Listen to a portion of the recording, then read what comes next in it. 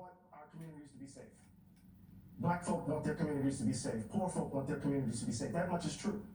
But it feels as if this conversation is a feature of America's Groundhog Day, where we're talking about crime in the same way that we've talked about it, that led to us locking up large percentages of our population, right?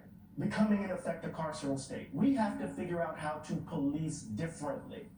You're a conservative, I grant that, right? But there's a way in which we have been locking up people.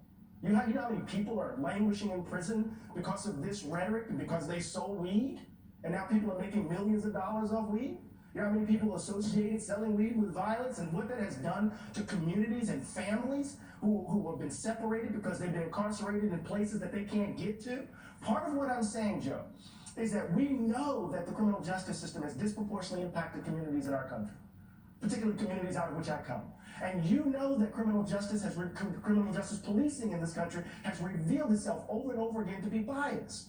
Because you're a decent dude. I know that. Look at that. I called you that on national television. Right? You know that. So the question for me has always been, we've just come out of George Floyd. We've just come out of this spate of police violence. We can't even get a George Floyd Policing Act.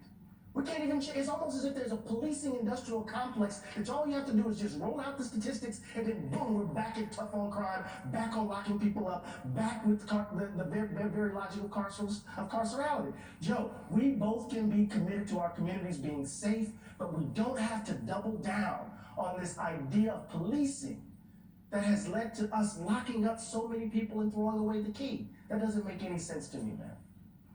Well, so